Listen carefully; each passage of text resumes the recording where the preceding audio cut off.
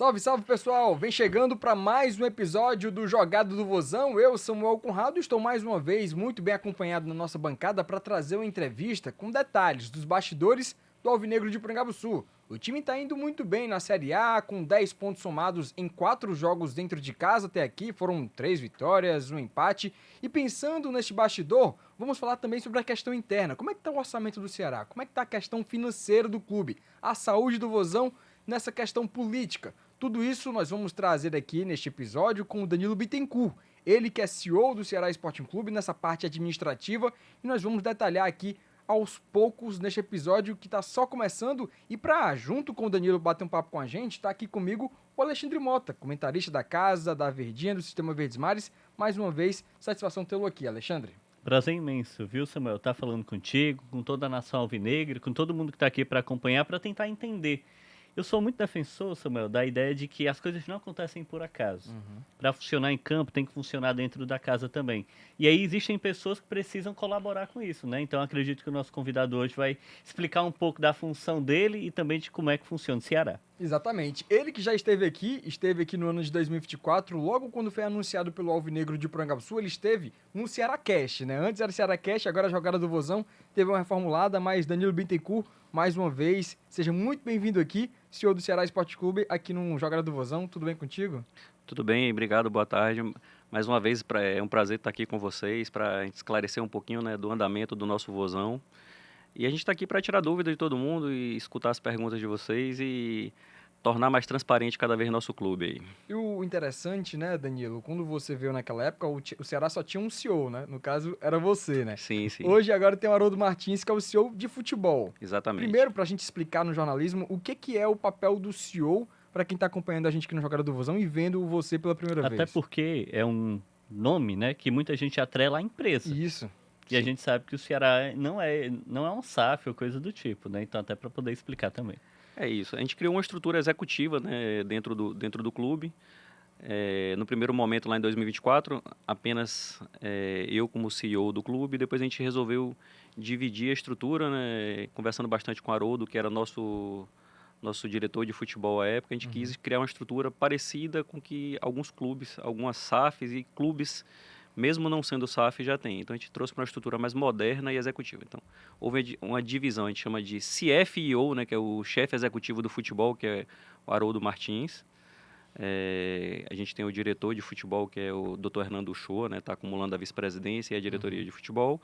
E o Haroldo, ele toma conta da parte executiva vinculada a futebol. Então ele organiza logística, estrutura, acompanha o orçamento, negociando o tempo todo comigo, né, que a gente toma conta da outra parte, né, da geração de caixa, geração de receita, imprensa, controles financeiros. Então tudo isso que está na estrutura executiva do meu lado, né, o CEO. Então a gente fez isso dividindo e a gente compartilha isso com o presidente, que é o diretor executivo eleito, né? A gente tem a diretoria executiva, então ele é eleito para isso.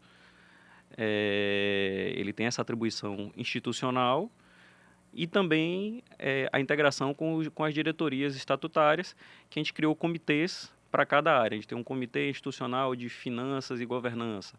Então, nesse comitê participa diretor jurídico, diretor financeiro, a gente tem um diretor de governança e compliance. Então, para cada área específica, para cada eixo, como a gente chamou, a gente tem um grupo de diretores. Claro que cada um tem sua caixinha, atua na sua caixinha, a gente não extinguiu isso, a estrutura, mas a gente fez uma estrutura mais moderna, mais matricial, né, trazendo para uma modernização para o clube. Tá? Então a gente consegue falar que, de fato, não participa ativamente do futebol. Você tem o Haroldo lá como essa liderança. Mas como as decisões são muito compartilhadas, Sim. então em algum grau ele pode dizer assim, tô querendo fazer isso aqui. Aí ele diz, esse jogador não dá não, que é muito caro. Acontece esse tipo de conversa? Acontece. Assim, a gente lida em conjunto com as decisões. Eu não lido sobre decisões técnicas do futebol. Então, assim, eu não me envolvo em decisão. Se vai contratar o lateral A ou B, isso é uma decisão do Haroldo, junto com o executivo de futebol, o Lucas Drubski, e o time, né, de de análise de mercado, análise de desempenho, necessito com a comissão técnica. Essa parte eu não entro. Eu posso dar minha opinião como torcedor, se eu gosto daquele atleta ou não, mas tecnicamente, se ele é um lateral intenso, se não é intenso, ou se a gente precisa de um primeiro volante, ou se precisa de mais um... Eu tenho minhas opiniões sobre necessidade de atletas e tal, mas eu fico como torcedor. Se me pedir, eu dou minha opinião pessoal, não é uma opinião técnica, tá? Uhum. E o interessante disso, né, porque a gente tem esse papel do CEO e além de fazer essa questão do Haroldo Martins, né, de CEO, duas funções dentro do clube, tem também o papel do diretor financeiro do Ceará, né, Francisco Sampaio. Como é que é feita a divisão do que fica na pasta do Danilo Bittencourt e o que fica na pasta do Francisco Sampaio, por exemplo? Vamos lá. A gente não tem só o Francisco Sampaio, né? A gente tem um diretor administrativo, que é o Eduardo Arruda. A gente tem um diretor de comunicação e imprensa, né? Que é o Eugênio Parente. Então, a gente tem diretores de todas as áreas que são vinculadas a mim. Então, assim, área comercial, área de marketing, área financeira. Eu trabalho no dia a dia com eles. A gente trabalha, eu na parte mais executiva, eles na parte mais estatutária. É claro que o diretor financeiro ele tem algumas atribuições que estão no estatuto, tipo aprovação bancária, assinatura de contratos relacionados a banco. Então, ele tem as obrigações e a gente trabalha muito em conjunto para que o clube se desenvolva. Então, assim, já tinha muita coisa boa implantada no clube. Acho que eu falei isso quando eu cheguei na entrevista do ano passado. Então, assim, foi uma surpresa quando eu cheguei, já tinha muita coisa estruturada. O clube não era, vamos dizer assim, uma terra devastada. A gente estava num momento financeiro complicado, num momento político complicado na minha chegada. Sim. A gente conseguiu dar uma acalmada, estruturamos o clube para que a gente conseguisse vencer até o final do ano sem nenhum percalço e poder fazer o nosso objetivo, que era alcançar o acesso à Série A. Isso foi tudo muito bem sucedido. Reestruturamos nossa dívida, negociamos. Foi muito do que eu falei, que a gente vai sentar, vai negociar com cada fornecedor, com todo mundo, usar um pouquinho da minha experiência, que eu já tinha aí de 7 anos de futebol, atuando na área executiva, e a gente trouxe isso para cá e conseguimos. Agora a gente está num momento de estruturar mais, de transformar numa estrutura mais profissional, que foi essa estrutura que a gente criou, né, dividindo futebol e administração, né? A gente trouxe business, negócios, tá aqui nesse pilar comigo, e a parte de futebol desse outro lado a gente trabalha em comitês, trabalhando em conjunto, para dar todo o suporte ao presidente, que é a pessoa de fato, né? Quem se elegeu, quem é xingado na arquibancada, quem é agraciado também na arquibancada quando os resultados estão positivos. Quando você chega, né? Você resgatando essa primeira participação aqui também, o João Paulo ele falava muito sobre isso. Eu preciso me desafogar um pouco da burocracia. Quando a gente conversava com ele, inclusive, ele falava assim: rapaz, não tenho tempo para ficar nessas reuniões, não. O time precisa subir, o time precisa do acesso. E aí ele trouxe você. E aí acho que tem muito de assumir isso, né, para si. Perfeito. E aí eu te pergunto agora, né, quase um ano depois, né, porque vai completar agora, né, próximo mês já. Isso. Você já iniciou falando um pouco sobre isso na última resposta, mas o que é que você acha que você já conseguiu, de fato, acrescentar dentro dessa estrutura que já estava montada, né? Se a gente falasse, por exemplo, o legado de um ano da sua atuação. Eu sei também que muitos gestores e dirigentes, né? Muita gente não gosta de falar que fez nada só, né? Diz assim, não, é uma equipe, tem todo um trabalho.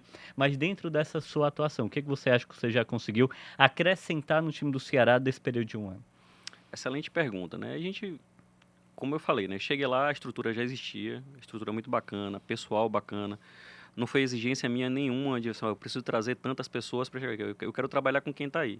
Eu acredito que o que está aí funciona. Funcionava bem antes. A gente precisa dar uma apimentada, uma ajustada pequena no que falta aí. O baiano diria que é um dendê, né? Um dendezinho, né? Dar uma temperadazinha. Então, a gente conseguiu organizar processos. A gente, por exemplo, tinha uma coisa que faltava, que era um plano de cargos e salários. A gente conseguiu trazer um plano de cargos e salários. Organizamos a parte de recursos humanos do clube, que estava meio, vamos dizer assim, esquecida, com pandemia, a parte de desenvolvimento de pessoal. Então, a gente voltou a investir em desenvolvimento de pessoal, formação de líderes. Então, a gente voltou a dar aquela motivada no time também. Às vezes, falta um empurrãozinho. Então, trouxemos isso. Mas, assim, muito é construção conjunta. Eu não gosto de trazer crédito para mim. O crédito é da instituição como um todo. A gente já tinha tudo muito bem implantado. O que eu trouxe é um pouquinho de conhecimento de uma organização que, isso aqui já funcionava diferente, funcionava melhor. Então, Então a gente pegou e trouxe esses procedimentos, outras coisas funcionavam melhor aqui, a gente não, tá ok, vamos automatizar, trazer mais governança, trazer mais compliance, dar mais transparência, mais informação. Então, por exemplo, a diretoria financeira da gente estruturou um portal de transparência muito bom, que você tem lá todas as publicações do clube, mas também tem uma coisa que acho que clube nenhum tem, a gente tem borderô por borderô lá de jogo, ou boletim financeiro, como prefiram chamar, lá demonstrando quanto é o custo da gente jogo a jogo, então isso está lá bem exemplificado e tal. Trouxemos outras ações de governança, diminuição de movimentação de recursos em dinheiro, para dar mais compliance, todas as movimentações sendo feitas diretamente com o banco, com as devidas aprovações, assim, ó, isso aqui vem por mim, eu aprovo, depois vai para a aprovação do diretor financeiro e do presidente, que são as aprovações estatutárias. Então, assim, a gente dá o processo perfeito. Uma pessoa aprova, as outras duas validam financeiramente e você tem um compliance perfeito nessa hora. Do que a mesma pessoa que autoriza, aprova e valida ao mesmo tempo. Então, você tem toda uma estrutura aqui para uma auditoria, é um avanço. A gente vem aí de um processo, né? Mais um ano a gente teve as contas aprovadas, a auditoria validando nossas contas sem ressalva, aprovada pelo Conselho Fiscal, aprovada pelo Conselho Deliberativo. Então, assim, após um ano muito difícil, né? Eu quando cheguei, eu falei assim, rapaz, será que a gente vai conseguir isso daqui até o final do ano? Vamos trabalhar. Então, vamos suar, trabalhar bastante até o final do ano para a gente conseguir isso. Então, a gente conseguiu organizar a casa, organizamos isso, o que faltava de documentação para compliance, contrato, suporte, a gente ajustou tudo. Já vinha sendo feito esse trabalho, né, pelo time, né? A diretoria financeira já vinha trabalhando arduamente nisso, é um trabalho incessante que já vinha lá desde 2023, né, quando o João Paulo assumiu como presidente, mas não é um processo que nasce da noite para o dia, mas vem melhorando, a gente vem avançando a cada dia, estamos aí partindo para contratamos, né, um auditor de peso, né, que é a quinta maior empresa do mundo de auditoria, para fazer um trabalho de consultoria e governança para a gente. Então, estamos nisso aí, trabalhando para que a gente tenha um clube cada vez mais transparente, para acabar a guerra política que a gente tinha, que o pessoal fala assim, não tem transparência, não tem isso. Não, a gente está dando cada vez mais transparência. A gente vai ter agora publicações trimestrais dos nossos números que a gente não tinha, outros clubes já têm, a gente não tinha, então a gente vai começar a ter as publicações trimestrais. Já publicamos no nosso site, né, as contas aprovadas do ano de 2024, como obrigação, né, até o dia 30/4, então elas já estão lá disponíveis. E a gente vai ser cada vez mais transparente, vai dar cada vez mais acesso ao torcedor, que é efetivamente quem é o dono do clube, né? Legal você já falando dessa parte financeira, né? E a gente vai entrar no assunto do orçamento do Ceará, A né? Ceará que ele entende, né? Exatamente. Já tá falando aqui de números, consegue muito bem decifrar e detalhar pra gente, pro torcedor principalmente, que fica muito na dúvida, né? São muitos números, fica muita coisa na cabeça do torcedor, mas o Ceará, ele tinha estimado, na verdade, uma projeção orçamentária de 229 milhões de reais para 2025, que seria a maior projeção orçamentária do clube. Um superávit ali de 11 milhões de reais ao final da temporada. A gente tem aí 5 meses do ano de 2025. Como é que tá a situação, em que pé tá essa continuidade em relação ao time que foi projetado para a temporada, Danilo? Vamos lá. A gente projetou de forma bem conservadora, assim, nossos números eram muito em cima de números que a gente tinha. A gente pega a série histórica e trabalhamos série histórica para poder projetar o ano de 2025, claro, trazendo o nosso conhecimento do que acontecia quando a gente estava na Série A, né? Então, trouxemos isso em cima de propostas que a gente tinha, por exemplo, para venda de atletas. A gente projetou lá, se eu não me engano, 28 milhões de venda de atletas.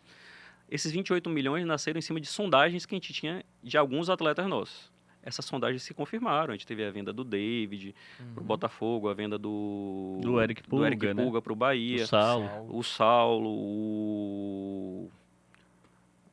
basicamente nessas três Castilho operações, também. Guilherme Castilho, que foi vendido lá para o México. Então, assim, a gente atingiu mais do que a gente tinha projetado. Então, a gente já está com mais de 35 milhões de reais de receita de atletas. Então, já houve uma superação desse número.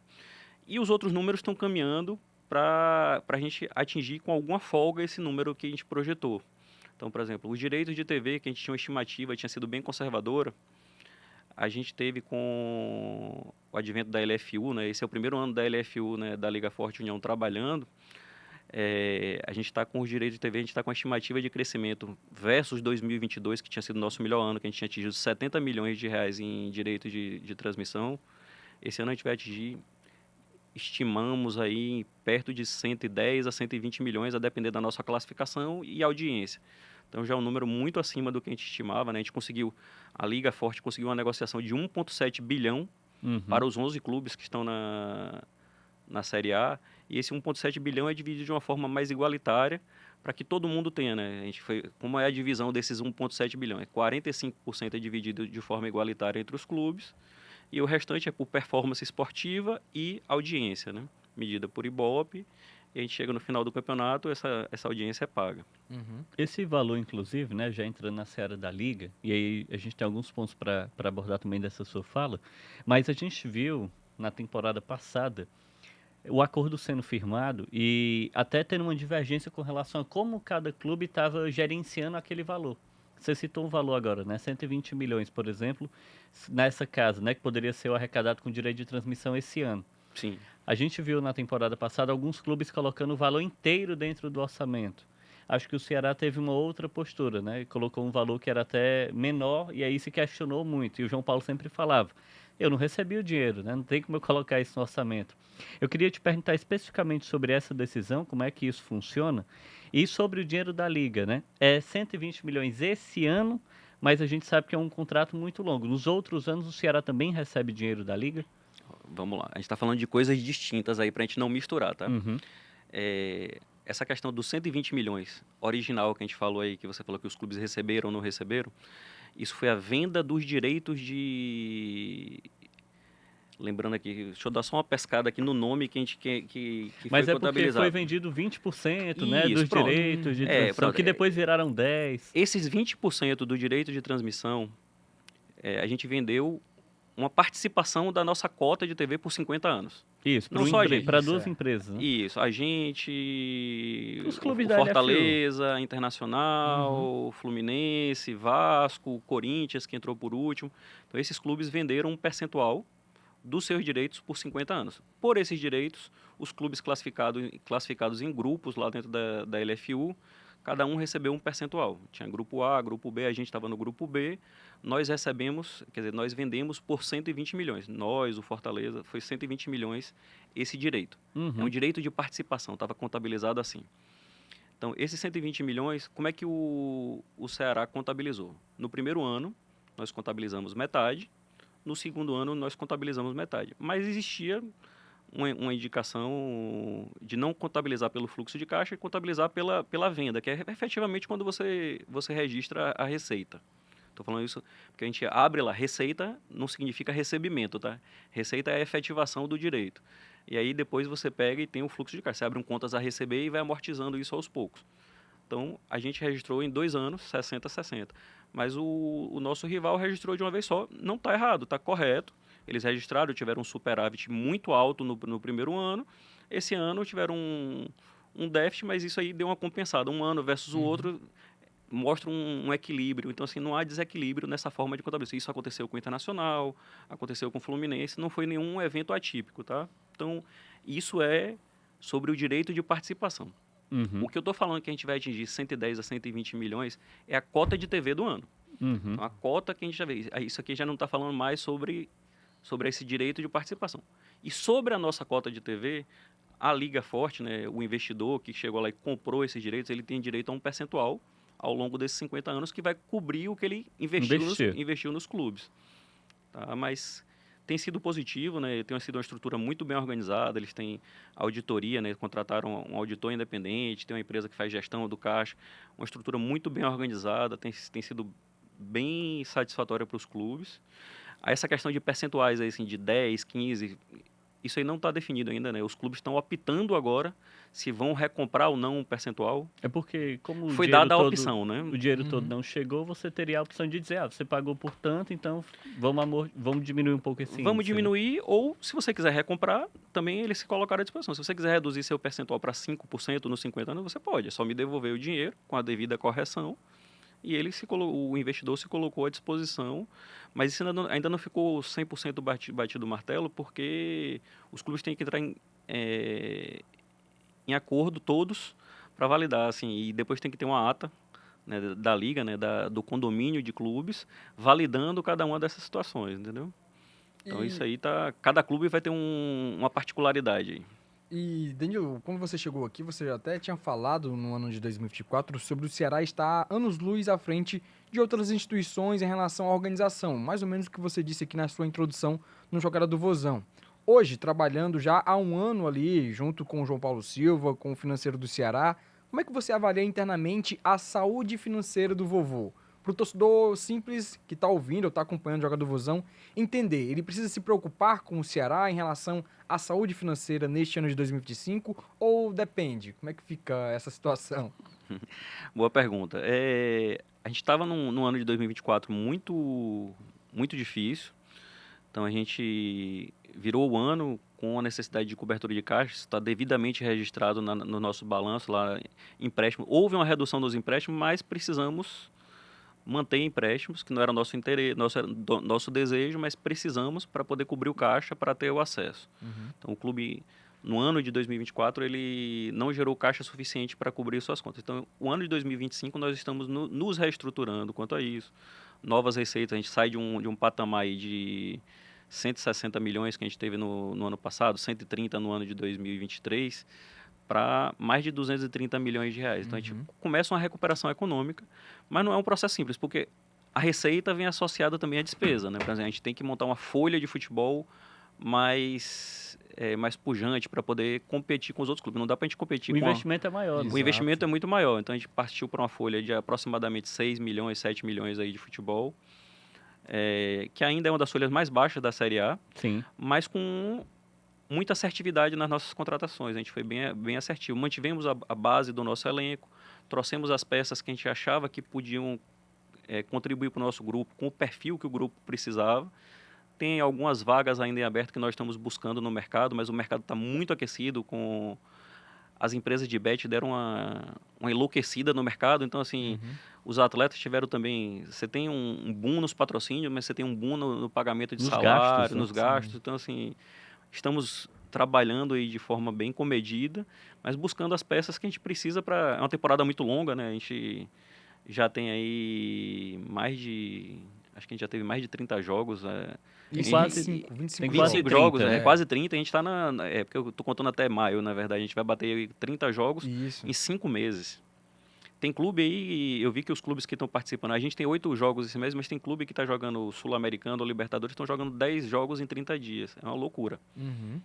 É uma loucura para o futebol. Então é um campeonato muito longo. Ainda bem que a gente tem uma paradazinha no meio do ano para recuperação de elenco, recuperar nossa forma física. Mas, graças a Deus, estamos bem, né? A gente veio aí com o acesso em 2024, título cearense mais uma vez, né? O bicampeonato e agora em 2025. Começamos o campeonato muito bem, né? Já estamos aí com 11 pontos em 7 rodadas, que seria o nosso um número ideal, até um pouco acima do que a gente tinha projetado para efeito de performance esportiva, do que foi para o orçamento, para a gente atingir nossos objetivos, que são permanecer na Série A e, quem sabe, buscar uma vaguinha ali numa Sul-Americana, até uma Libertadores, quem sabe. Né? Se a gente mantivesse como a gente está hoje, a gente estaria buscando uma Libertadores. Mas a gente sabe que o campeonato é longo, outras competições acabam, então os times começam a descansar um pouquinho mais, melhora. Se concentra todo mundo em um torneio, né? Isso, exatamente. Mas a gente está aproveitando o momento e vamos fazer nossa gordurinha de pontos aí para que a gente não esteja sofrendo no final do campeonato. Ouvindo a sua fala como um todo, né, fica muito claro que você chegou para tentar ajudar internamente a resolver um pouco as coisas e aí tentar se equilibrar para competir nesse primeiro objetivo que era voltar à primeira divisão. E isso acontece dentro de um orçamento totalmente aprovado, mas quando o torcedor olha aí, mas teve um déficit, né? Acho que foi 5 milhões naquela ocasião. Mas aí é um processo que faz parte, né? Desse movimento de estava na primeira divisão, foi para a segunda divisão, precisou se reajustar, precisa competir, aí se obriga a entrar em algumas searas, tipo vender os jogadores, porque era uma meta também orçamentária para esse ano. E até você já apontou isso e já foi até batido, né? Inclusive hoje nem é mais tema lá no Ceará, certamente. Mas eu queria te perguntar isso, porque o torcedor fica nessa situação. Os últimos anos foram de recuperação. Esse ano, a tendência é ao fim do ano ter um superávit, né? Como já está até na projeção orçamentária. Aí se fica no debate. Mas quanto é a dívida do Ceará? O que é a dívida do Ceará, né? Ano passado isso gerou, inclusive, a necessidade do João Paulo até explicar em alguns momentos, né? Poxa, é valor X, é valor Y. E até da mesma forma que o Samuel falou, né? Para o torcedor entender Como é que está esse cenário? Assim, o Ceará tem uma dívida muito grande, o Ceará tem uma dívida que é dentro do cenário normal de um time que está em competição, uma perspectiva, inclusive, de amortização desse tema, né? Porque a gente está falando de um time que a cada ano vai ter mais receita e aí vai se ajustando cada vez mais. Sim, a gente tem um passivo, né, aí de aproximadamente 110 milhões. Deixa eu pegar o número exato para a gente não falar, daqui a pouco o pessoal está olhando o número e Sim. a gente está com um número diferente do que está. A gente tem um passivo aí de... Cadê? Ativo, circulante, passivo. Nosso passivo está em torno de 89 milhões de reais. Então, é a nossa dívida mais um patrimônio líquido descoberto, que a gente terminou o ano de 16 milhões, então a gente está, vamos falar assim, de uma dívida de aproximadamente 106 milhões de reais. Essa é a dívida do clube, mas o clube tem vamos lá, 90% de patrimônio para cobrir isso. O que é que a gente está fazendo hoje para que a gente tenha um superávit? Esse superávit cubra o nosso caixa, é como se fosse uma conta bancária, né? Uhum. Então, a gente gera o superávit, esse superávit vai cobrindo esse valor que está em aberto, que não acontecia muito ao longo dos anos. O Ceará tinha vindo de uma estruturação lá de 2015, 16, 17, tinha passado a ter um patrimônio líquido positivo, mas esses 2 anos de Série B aí fizeram um pouquinho dessa virada, mas muito controlado, a dívida da gente controlada, parcelada. Então a gente tem uma dívida tributária parcelada em 144 meses através de uma transação tributária. Então, assim, não é nada preocupante, sob controle, a gente com nossas CNDs em dia, a dívida trabalhista controlada, a gente fez vários acordos, coisas que tinham pendentes, a gente vem trabalhando em acordos, até antecipamos alguns acordos para poder tentar diminuir, e a gente vai trabalhar para isso, diminuir essa dívida, reverter o nosso patrimônio novamente. Isso também teve uma questão de contabilização, né, só para explicar para o torcedor do Vozão, que existia, né, os atletas da divisão de base de todos os clubes, eles eram registrados na contabilidade como um ativo, a gente chama de ativo intangível. Então ele tinha lá, tudo que a gente investia no atleta, ele ficava contabilizado. E a gente foi por uma norma contábil, como já acontecia na Europa, a gente foi obrigado a ver essa mudança na contabilização, então a gente teve que abaixar isso no nosso ativo e registrar como despesa. Então a gente houve essa virada Tirou de um campo e botou em outro. Exato. Então é um primeiro ano de ajuste, mas que vai se normalizar. Isso aconteceu com todos os clubes, tá? Você teve um ano de transição aí. Por exemplo, lá no Bahia a gente acabou fazendo em 2023, quando eu estava lá, aproveitando a chegada da SAF. E a gente já fez logo, a gente não esperou o ano de transição e fez logo de vez. O Ceará esperou o ano de 2024, que era a data limite, e fez. E os outros clubes, todos os demais, também fizeram, registrando como despesa. Aí é só um ano de ajuste e começar a apresentar isso no balanço de forma correta, tá? Então é um panorama que pode ser superado no decorrer do tempo. Sim, sim. E quando a gente fala em dívida também, né, é muito importante ressaltar que basicamente todos os clubes possuem, né? Sim, Não existe esse panorama de você não tem dívidas. Inclusive o seu ex-clube, né? O Sim, Bahia que sim, virou SAF, Grupo City. Aí recentemente foi divulgado, não sei quantos bilhões é a dívida do Bahia, as pessoas ficam perguntando, como, né? Como? Sim. Se está correndo dinheiro? Não é assim que funciona, né? E aí essa é a grande questão. As dívidas, elas não são uma coisa que é montada como se fosse um cartão de crédito. A maior parte é um acúmulo de outros processos que você está tentando solucionar, né? Mas a dívida, é importante a gente ressaltar, toda empresa trabalha com dívida. É o financiamento do capital com o capital de terceiro. Então, o que a gente tem? O que é importante que exista com a dívida? Ela esteja controlada, parcelada, com pagamento em dia. E isso é o que está acontecendo com o nosso Vozão. A gente organizamos isso, estamos pagando em dia nossas dívidas, organizando a casa para que essa dívida vá se diluindo ao longo dos anos. Nenhuma empresa pega dinheiro, assim, você tem que pegar o custo de capital. Qual é o custo de capital mais barato para você quitar? Não significa que a gente quer ter dívida trabalhista, não. Eu não estou pregando isso, não. A gente tem que pregar austeridade, gastar somente o suficiente, mas existe, claro, uma dívida histórica do clube que a gente não vai conseguir fazer uma mágica e eu vou vender um atleta aqui amanhã vou vender um atleta amanhã aqui por 20 milhões de euros, vou chegar lá e quitar de uma vez.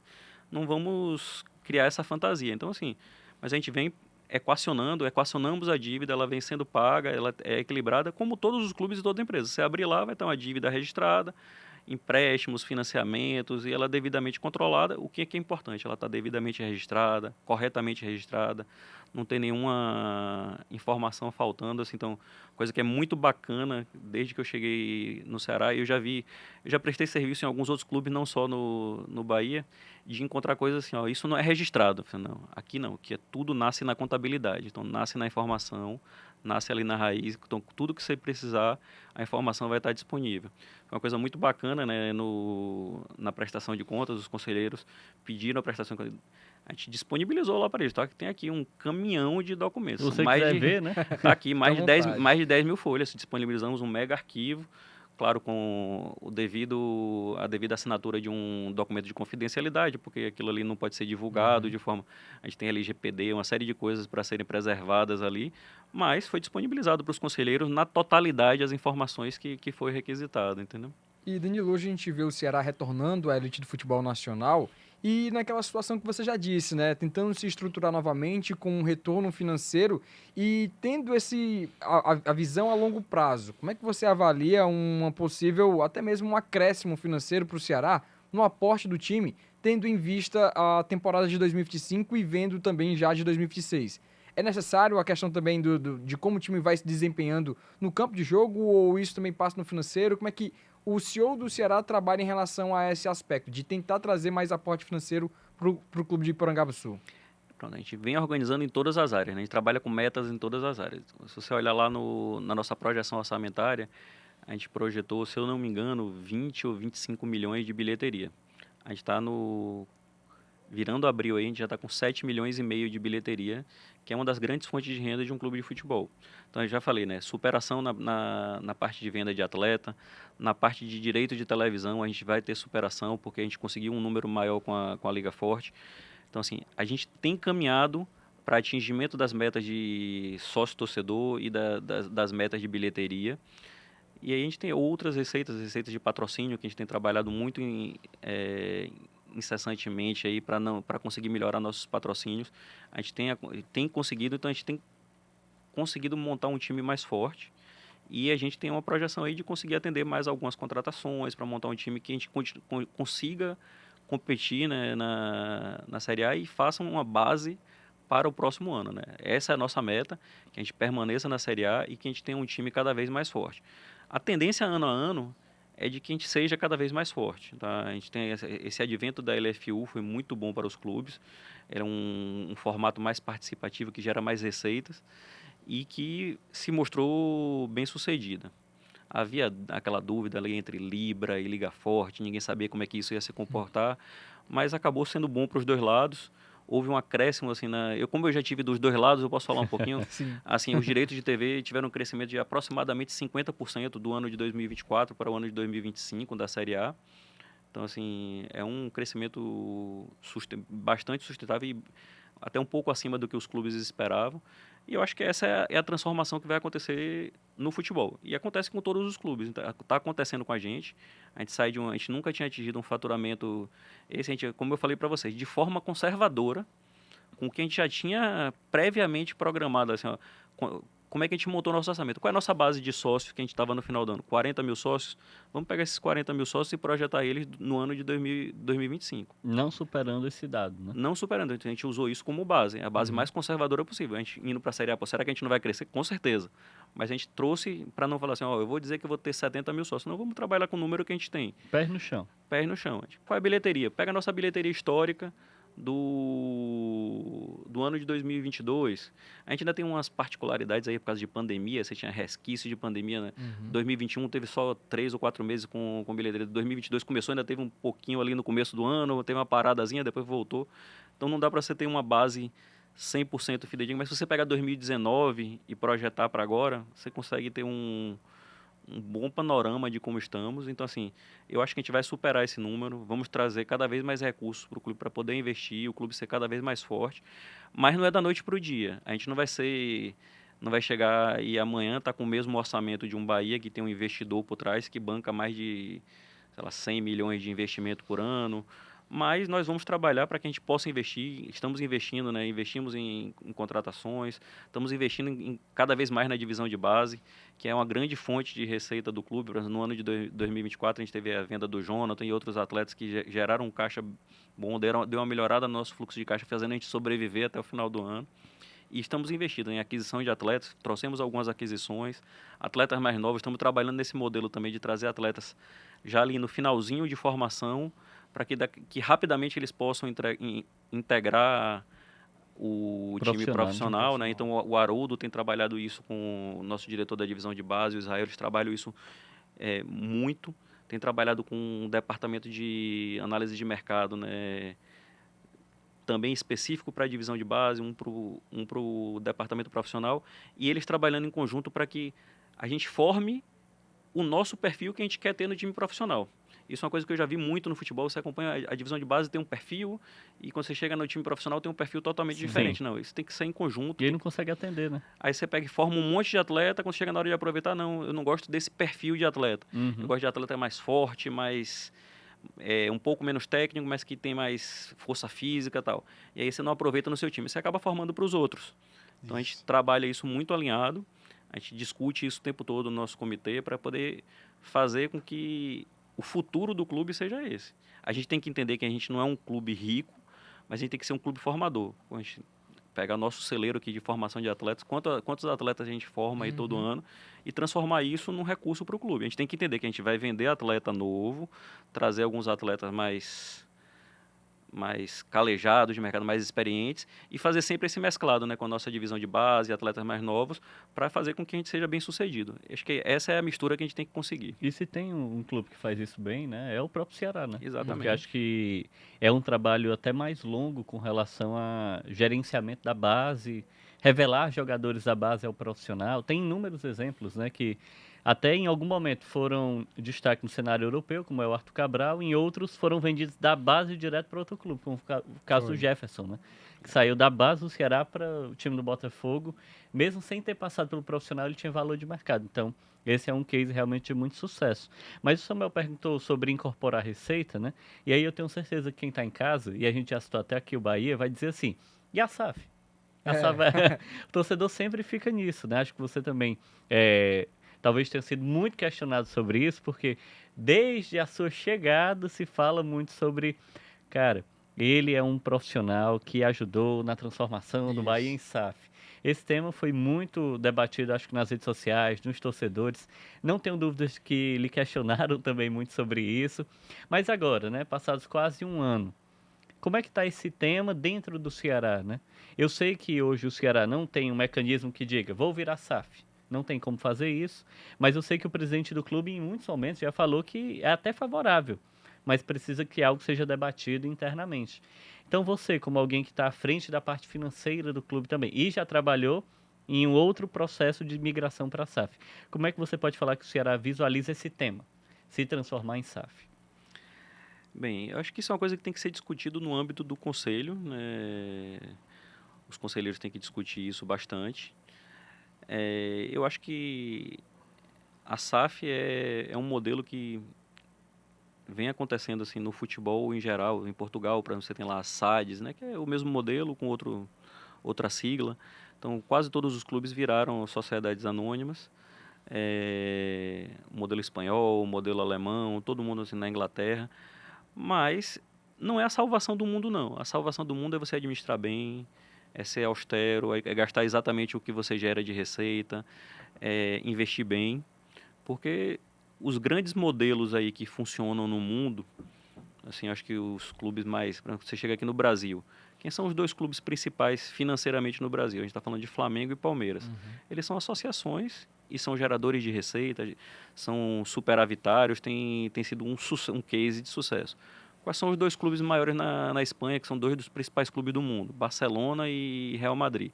Eles são associações, eles não são SAF. A SAF mais forte do futebol espanhol é o Atlético de Madrid, que é um time que ali de 10 em 10 anos busca um título, está ali sempre brigando entre os 4 primeiros, mas não necessariamente é isso que faz o time ficar forte. O que faz o time gerar receita, ele cada vez mais ser competitivo, é você administrar bem. Se você administra bem, seja SAF, seja uma associação, funciona. A diferença é que uma SAF você tem uma empresa que tem uma gestão mais controlada, controles, né? Por ser um SA, você tem obrigações um pouco maiores, você tem alguns mecanismos aí de negociação de dívida que foi criado na lei das SAFs, mas que uma associação bem administrada não precisa passar por isso. Por exemplo, a gente não pensa no Ceará em fazer uma recuperação judicial. Nossa dívida é muito controlada, é uma dívida relativamente pequena, então a gente não precisa trabalhar com recuperação. Tem clubes que precisam, que é a única saída para a sobrevivência. Então, casos aí que a gente passou vou trazer um exemplo que isso é notório na mídia. Cruzeiro precisou fazer uma recuperação judicial e está se reestruturando. É uma SAF que tinha que acontecer. É um processo que aconteceu, veio na hora certa e aconteceu bem lá, opinião minha, tá? Mas tem outros que não precisam. Tanto que no Bahia também, por exemplo, foi um modelo que nem se falou em recuperação judicial. Isso era um medo dos credores quando tinha, assim, aí vai ter recuperação. Não, a gente não é a ideia. Precisa disso, né? A gente não precisa disso. É fazer com que as coisas fluam, que a gente trate isso aqui como uma empresa. E aí o que mora, acho que o cerne da questão é o tempo de gestão de uma associação, né? A associação tem lá prazos estatutários, que você tem 3 anos de gestão. Em alguns casos você pode se reeleger, outros casos não. Então isso gera, vamos assim, no mercado financeiro aí, eu tenho alguma experiência de mercado, você traz um risco de continuidade. A pessoa, pô, daqui a 3 anos muda o presidente, pode vir muda a gestão toda, aí vem um cara que é do contra, muda tudo, tal. Isso pode acontecer. Na associação, esse é o medo. No ASAF, você tem uma estrutura mais perene.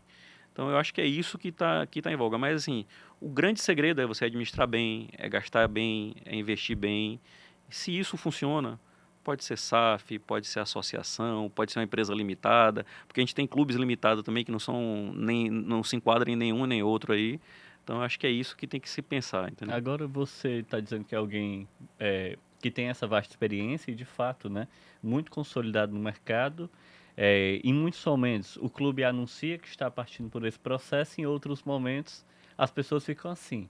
E aí, se virar SAF, eu tenho interesse em investir, alguma coisa. Vocês já receberam alguma sondagem, seja de um banco, seja de algum que diz, eu tenho um investidor que teria interesse em investir em alguém? Porque se a gente parar para pensar, a gente está falando de um clube, né, que não tem uma dívida muito prolongada. Acho que esportivamente tem conseguido competir, inclusive batendo seus objetivos, né, recentes. E eu acho que tem um detalhe que chama muita atenção, que tem torcida. É um clube de massa. Sim. E a torcida do Ceará dá festa, espetáculo. Então não tem como a gente falar que esse clube não reúne elementos que chamem a atenção. Vocês já receberam sondagens assim sobre se virar SAF, eu tô por aqui, viu? Já recebemos algumas sondagens de alguns bancos de investimento querendo trabalhar a operação de estruturação de uma SAF, né, de investidores interessados. Eles têm alguns grupos de investidores interessados e querer apresentar o modelo. Mas eu acho que isso a gente tem que discutir amplamente dentro do conselho, se estruturar um negócio, se criar comissões, essas comissões trabalharem, desenhar o melhor modelo, o modelo que o clube quer. Eu não vou falar aqui qual é o meu modelo preferido, porque você pode ter uma SAF sem investidor, você pode ter uma SAF com investidor não controlador, você pode ter uma SAF com um investidor controlador, você pode fazer um modelo de gestão, tem uma série de modelos que você pode criar aí, que para mim todos funcionam, desde que esteja bem, o papel esteja muito bonitinho, esteja bem escrito, como é que vai ser a responsabilidade de cada um, vai funcionar. Então já escutamos algumas propostas, alguns investidores também já nos procuraram direto, assim, e aí, vocês não têm interesse? Afinal, Até de fora do país? Até de fora, vocês têm que passar busca algum intermediário, você conhece alguém desse clube, a gente quer um clube nesse modelo, com torcida. Então, assim, a gente é um clube muito interessante, a gente está aí desde 2017, né? 18 que a gente subiu para a Série A, então vamos lá, em 8 campeonatos a gente passou 2 na Série B e estamos a 6 na Série A, então é um clube que está ali sempre na elite do futebol. Temos torcida, como você falou, uma torcida de massa, uma torcida bonita que, vamos lá, a gente está com 4 jogos em casa, já temos, sem considerar que a gente foi no estádio menor, tivemos jogos no Presidente Vargas. Sim. Já temos mais de 100 mil pessoas de público no Campeonato Brasileiro, já temos mais de 375 mil pessoas nos jogos no ano. Então, assim, a gente tem uma meta aí interna de que atingir aproximadamente 1 milhão de torcedores no ano dentro do estádio, né, de fazer o nosso espetáculo, de cada vez essa experiência, né, Ser melhor, né? ser melhor dentro do estádio, a pessoa vá com conforto, comodidade, tenha experiências, tenha parquinho para que os filhos possam brincar, todo mundo possa participar, que a mulher vá para o estádio, que a gente não tenha nenhum tipo de restrição, né? Então a gente tem trabalhado assim, a gente está pensando em fazer um canal, né, para que a mulher possa ir para o estádio e se ela se sentir de alguma forma invadida, tem um canal de denúncia para ela falar assim, ó, eu fui pro estádio e aconteceu isso, tá, eu não me senti bem, então a gente está criando esse canal para poder tratar essas informações e que todo mundo possa ir pro estádio. A gente quer que, como eu era desde que eu era pequenininho, meu pai me levava pro estádio lá pendurado nas costas, que a maior parte de vocês também, Sim. torcendo para cada clube que torça, mas todo mundo começa com essa história, né, com o pai ou com o tio que leva, ou com o avô que leva pro estádio. A gente quer que essa experiência possa, que seja disponível para todo mundo. E nós, como um clube de massa, a gente preza sempre para que a gente tenha, por exemplo, a gente tem um sócio torcedor que é muito em conta, que vale a pena, por exemplo, a pessoa pensar assim, poxa, se eu tiver que comprar o ingresso todo jogo, vale mais a pena eu ser sócio torcedor, eu pago um valor relativamente pequeno e posso ir para 3, 4 jogos no mês sem ficar sem dinheiro. Porque se você tiver que comprar 1, 2 ingressos, a pessoa tem que pensar assim, poxa, eu vou ser sócio torcedor. Aí você tem que avaliar, né? Quantos jogos eu gosto de ir, mas é uma experiência fantástica. Eu, por exemplo, adoro ir pro estádio, tá lá, minha filha ama ir pro estádio. Então, assim, é sempre bom a gente criar esse modelo. Então, a gente é um clube interessante, é um clube de massa, como eu falei, que em algum momento, se a gente resolver virar SAF, a gente vai fazer. Mas o que é que a gente planeja para esse ano? A gente quer trazer pessoas que entendam, que já passaram por esse processo de SAF, escritórios de advocacia que estruturam, empresas de consultoria que fizeram para outros clubes, bancos que fizeram essa intermediação e fazer tipo um roadshow, fazer um evento, mostrar quais são os prós e os contras, mostrar tudo que está envolvido no processo de ser SAF. Debater esse tema Debater esse tema exaustivamente. esse ano. Vamos trabalhar para dessa perspectiva dessa perspectiva. Caso o conselho ache que é interessante a gente seguir no modelo SAF, ok, vamos seguir no modelo SAF. Não, o modelo associativo é um modelo que a gente entende como ideal, vamos continuar. A gente já vem fazendo isso de uma forma bem sucedida e vamos continuar para que o clube chegue lá na frente. É claro que a gente vai ter alguns casos específicos, como de vez em quando a gente vê o John Textor falando assim, se o Bahia continuar investindo desse jeito, daqui a um tempo só ele vai ser campeão. Ele já falou isso algumas vezes, já deu esse tipo de entrevista. Realmente, a gente corre o risco de ter grupos com investimento muito pesado no futebol. Acabar com o equilíbrio competitivo. Né? Mas a gente já tem esse desequilíbrio. Exatamente. Esse desequilíbrio já existe. Isso está chegando lá no topo, né? Mas isso quando você já chega, já é assim. Exatamente. O que pode acontecer é você ter uma entrada de um novo player e dar uma mexida nesse grupo. E aí incomoda quem estava ganhando, né? Exatamente. Mas no mundo todo, você tem alguns grupos de times. Você chega na Alemanha, você tem um time que é campeão nos últimos 30 campeonatos, ele deve ter sido 25 vezes campeão. Na França é o PSG. Na França, uma época era só o Lyon, depois o PSG. Na Espanha, você tem 2 times que ficam ali alternando e de vez em quando um time. Você chega na Inglaterra, você tem um grupo, parecendo o modelo brasileiro, você tem uns 6 clubes que... Você, inclusive, é uma coisa que está acabando, né? Porque se falava muito sobre isso, só que agora é Manchester City ou Liverpool. Isso. Você já tem o Manchester United brigando contra o rebaixamento, já tem uma mudança também disso. Mas você tem grupos de investimento muito fortes. Sim. Você tem o Newcastle, que tem o príncipe saudita como investidor. Eles não conseguiram chegar no modelo ainda que transforme o dinheiro, né, em performance esportiva. Mas tá ali, eles têm as ferramentas. Então, você chega no Brasil, você tem aí 6, 7 times. Se você pega de 2017 para cá, você teve Palmeiras e Flamengo, acho que cada um 2 vezes campeão no Palmeiras 3, Flamengo 2, aí você teve uma do Atlético Mineiro, uma do Botafogo e em 2017 o Corinthians. Então você tem 6, 7 times que vão alternando. Aí você tem Copa do Brasil, outros times que beliscam ali um pouquinho. Então assim, mas você tem uma concentração em outros clubes. É difícil você pegar um clube com pouco recurso e ver ele atingir um ápice de um campeonato, a não ser que seja uma Copa, ali, um campeonato muito específico, que você consiga dar um resultado mais rápido. Mas num campeonato longo, de muito tempo, o dinheiro faz um pouco de diferença, né? Ou muita diferença. Falando dessa questão da diferença do dinheiro, né? A gente vê aí o Haroldo Martins, o Lucas Drubsky sempre atrás de atletas, né? Você falou que vai trazer algumas peças para montagem do elenco, então A gente já imagina que o Danilo deve estar aqui, já deve ter conversado com a diretoria de futebol sobre algumas peças que devem chegar no clube, né? Em relação a posições, já poderia dizer alguma posição que já estão falando para você nas reuniões assim, de leve, né, Danilo? Assim, se já tá sabendo de alguma coisa. E em relação a o processo, cara. Por exemplo, o Ceará tá querendo trazer um jogador, precisa de bala na agulha. A gente tem esse dinheiro aqui, como é que é feita a conversa, assim? O Haroldo fala diretamente com você ou fala com o João Paulo? Como é que é feita essa conversa? Vamos lá. No começo do ano, no final do ano passado, quando a gente estava montando o orçamento, né, a gente montou o orçamento. Atingido o nosso objetivo de ficar na Série A, a gente projetou quanto a gente tinha de dinheiro para esse ano, definimos uma folha de futebol que a gente poderia gastar para esse ano. Então, dentro do que a gente orçou para a folha de futebol, a gente ainda tem um limite. Desse valor que a gente está previamente acordado, se ele chegar para mim amanhã assim, achei um atleta, o salário é mais 800 mil, mais 1 milhão, estando dentro do orçamento, ok. É claro que a gente pondera, assim, o grupo não tem esse perfil, ou tem esse perfil, tal coisa, mas é decisão técnica. E eles trabalham muito também na parte técnica. A gente precisa de um atacante dessa forma, eu preciso de um beirada, eu preciso de mais um volante, eu preciso de mais um goleiro, porque o goleiro da gente está contundido. Isso a gente acompanha muito ao longo do ano. Você tem lesões. Então, a lesão gera uma necessidade de um atleta numa determinada posição. Então, a gente guarda isso aí para a necessidade de reposição. Claro que a gente entende que a gente tem algumas carências em algumas posições específicas, mas que não dá para a gente cravar assim, vou buscar um primeiro volante, ou vou buscar um lateral esquerdo, ou vou buscar um lateral direito, ou vou buscar um 9. A gente vai buscar à medida que a gente tem a necessidade e haja também oportunidade no mercado.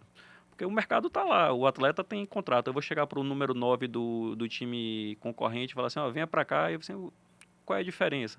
Ou vou pegar o terceiro atacante dele e trazer para a gente, pois esse cara vai completar o nosso time ou não vai.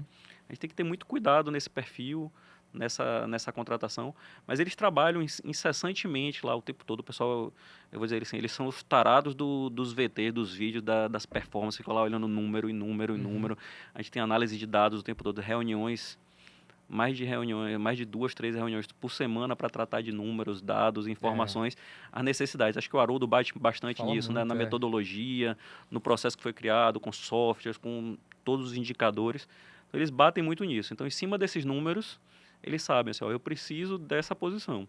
E a gente vai atrás, mas nem sempre tem disponível no mercado. O pessoal fala assim, é o desejo de todo mundo trazer um mega 9 aí. Qual é o 9 que está disponível no mercado, atacante, que esteja dentro da nossa disponibilidade orçamentária e que não esteja fazendo gol em outro clube? É difícil você achar um perfil desse. Eu sempre digo para as pessoas, quando vêm me questionar, eu passo em qualquer lugar, às vezes eu estou no aeroporto, estou num restaurante, a pessoa diz, não, está precisando trazer um 9. Eu falei, diga o nome aí que eu vou trazer, a gente vai buscar. Porque eu passo lá por Haroldo, ele vai buscar esse atleta. Mas é difícil você achar esse nome, essa unanimidade. Às vezes a pessoa, o clube quer, o torcedor, assim, traz não sei quemzinho, ele é bom e tal, mas talvez ele não seja o perfil que a gente precise para o grupo. A gente tem um grupo mais operário, acho que Haroldo bate sempre nisso, ele sempre fala, a gente tem um grupo operário, um grupo trabalhador que está ali junto, que está coeso. A gente quer manter o grupo, a gente quer trabalhar para que os nossos atletas que estão aí, a gente sabe de possibilidades que a gente tem de atleta. A gente tem atleta nosso que é emprestado, que pode sair, receber uma proposta e sair. Então a gente trabalha para que o ambiente seja legal para eles, para que a gente possa manter nossa equipe.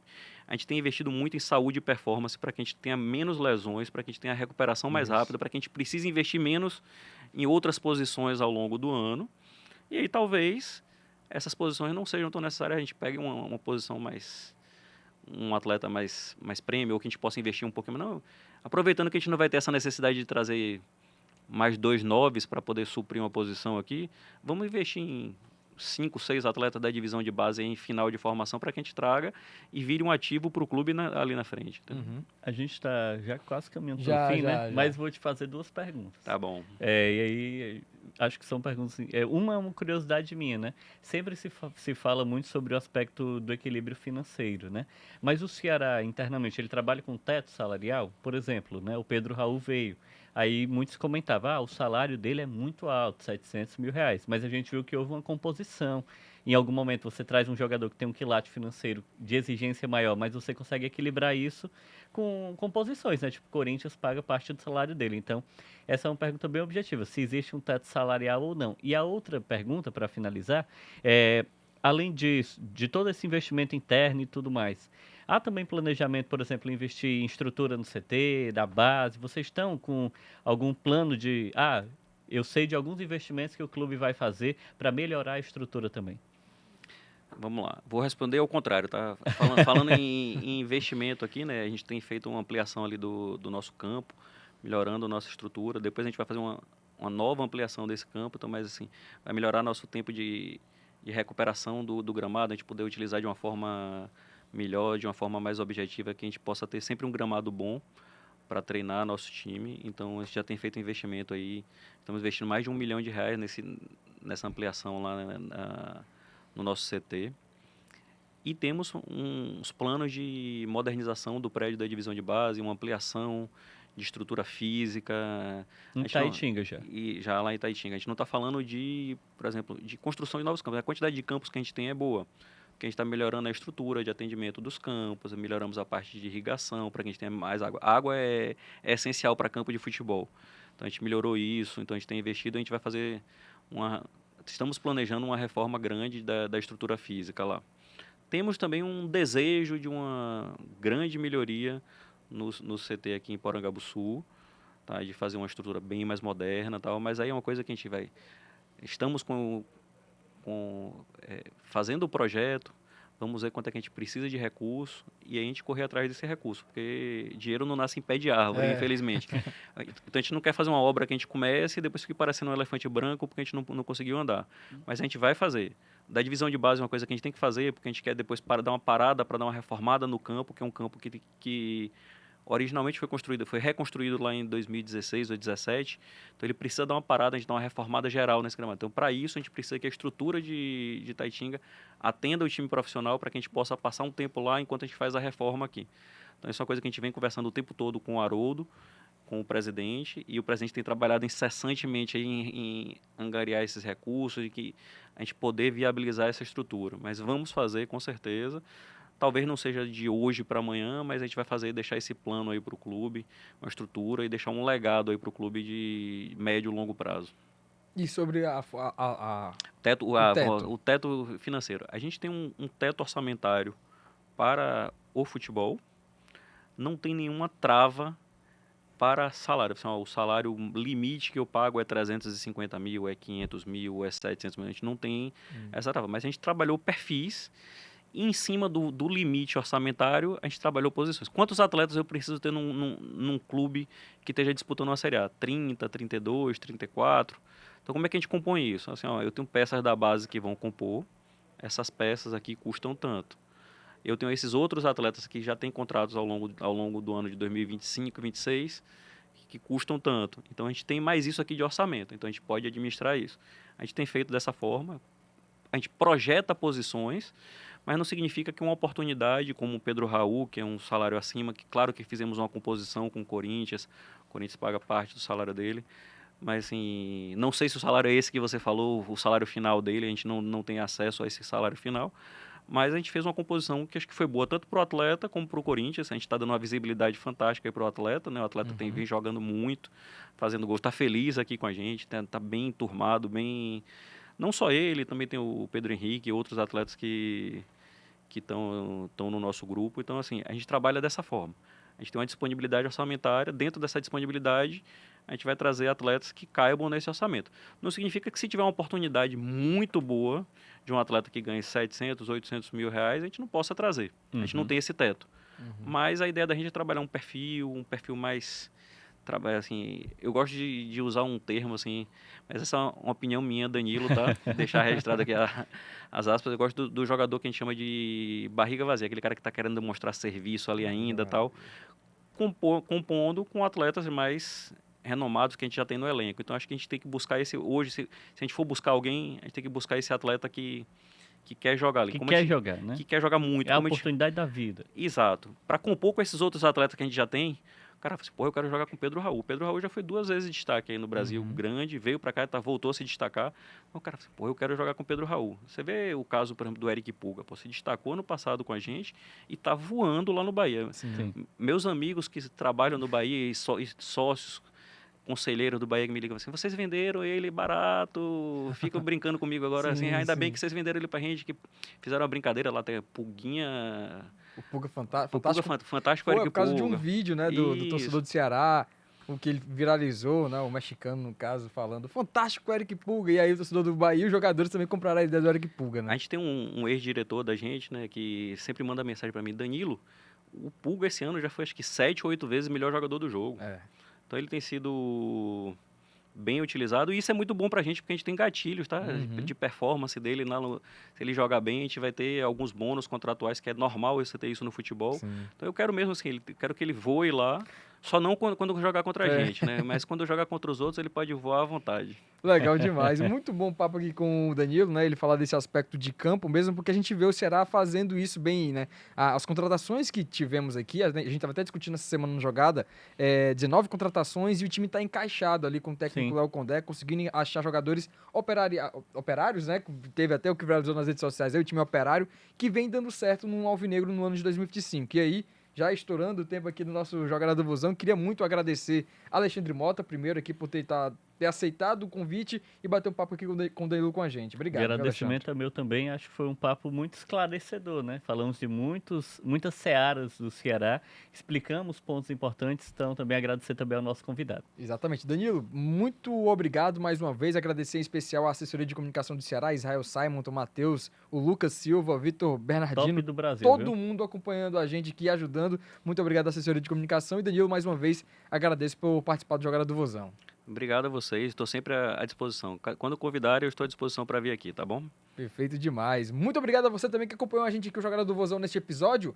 Vai acompanhar aqui na TV Diário uma parte, lá no YouTube do Jogada você confere na íntegra toda a entrevista, então não perde, deixa o like, compartilha com os amigos, porque a gente está falando de futuro do Alvinegro de Porangabuçu, orçamento, como é que está a situação do clube, financeira, e tudo isso a gente debate aqui neste episódio. Um forte abraço a você que acompanhou a gente. Toda quinta-feira tem episódio novo na TV Diário e no domingo na Rádio Verdinha. Um forte abraço e até a próxima, pessoal.